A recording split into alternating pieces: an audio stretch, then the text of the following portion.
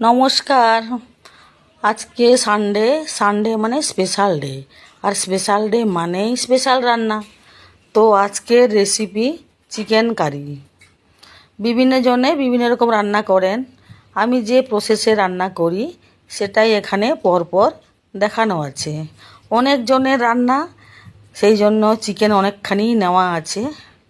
তো ভিডিওটা দেখার পরে যদি ভালো লাগে লাইক কমেন্ট করে পাশে থাকবেন।